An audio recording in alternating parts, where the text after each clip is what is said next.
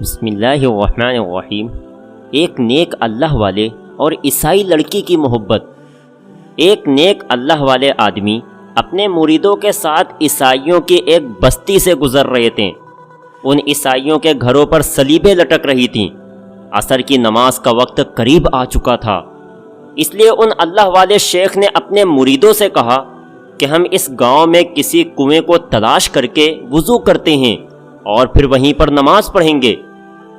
تھوڑی دور چلنے کے بعد اس گاؤں کے بیچوں بیچ ایک کنواں نظر آیا، تو یہ اللہ والے شیخ اس کنویں کے پاس گئے اور اپنے مریدوں کے ساتھ اس کنویں سے پانی نکال کر وضو کرنے لگے۔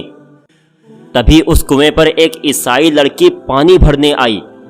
وہ لڑکی اتنی خوبصورت تھی کہ جب ان اللہ والے شیخ کی اس پر نظر پڑی تو وہ ان کے دل میں سما گئی اور وہ شیخ اس سے محبت کر بیٹھے۔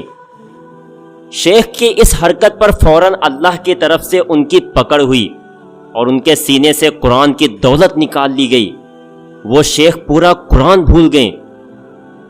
ان شیخ نے اپنے مریدوں سے کہا کہ تم لوگ اپنے گھروں کو واپس لوٹ جاؤ، میں اس لڑکی کے پیچھے جاؤں گا اور اس کے گھر والوں سے بات کر کے اسی سے شادی کروں گا۔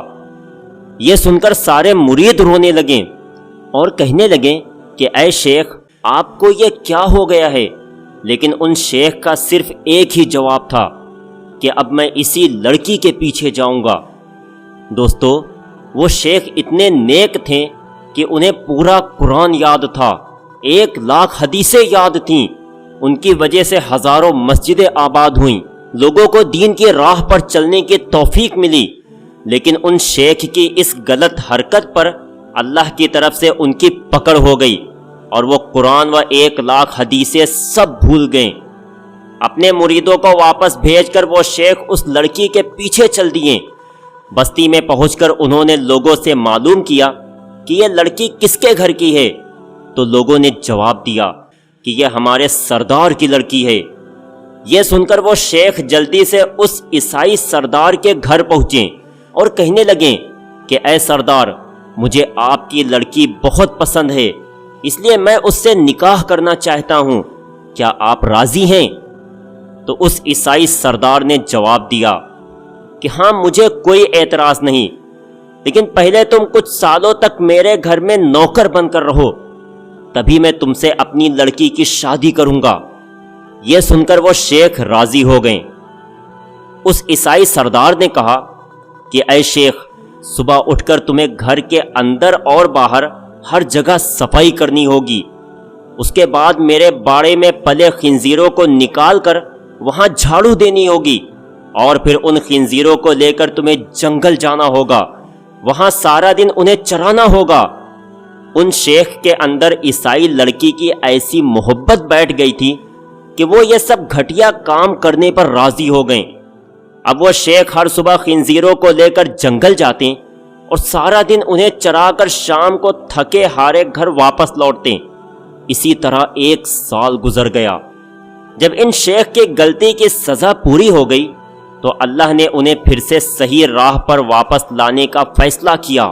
تو ان شیخ کے ایک بہت پرانے مرید کے دل میں اللہ نے بات ڈالی اور وہ اپنے شیخ سے ملنے اسی عیسائی علاقے میں آئیں۔ وہ مرید جب اس بستی میں پہنچے اور لوگوں سے معلوم کیا کہ میرے شیخ کہاں ہیں، تو لوگوں نے جواب دیا کہ وہ اس وقت جنگل میں خنزیر چرا رہے ہیں۔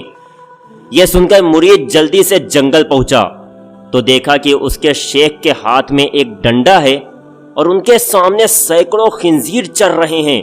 وہ شیخ خنزیروں کے پیچھے دوڑ دوڑ کر انہیں ایک جگہ جمع کر رہے ہیں۔ اپنے شیخ کی ایسی حالت دیکھ وہ مرید رونے لگا اور اپنے شیخ سے کہا کہ حضرت، اللہ نے آپ کو کتنی ہی عزتوں سے نوازا تھا اور آپ نے اپنی یہ کیا حالت بنا رکھی ہے؟ اے میرے شیخ، آپ تو قرآن کے حافظ تھے، کیا اب آپ کو قرآن یاد بچا ہے؟ تو شیخ نے روتے ہوئے جواب دیا کہ اے میرے بچے، میں پورا قرآن بھول چکا ہوں، بس صرف ایک آیت ہی یاد بچی ہے، جس کا ترجمہ ہے کہ جسے اللہ ذلیل کرنے پر آتا ہے تو پھر کوئی اسے عزت نہیں دے سکتا۔ اس مرید نے دوبارہ پوچھا کہ اے شیخ، آپ کو تو 1,00,000 حدیثیں یاد تھیں، تو کیا اب آپ کو ان حدیثوں میں سے کچھ یاد ہے؟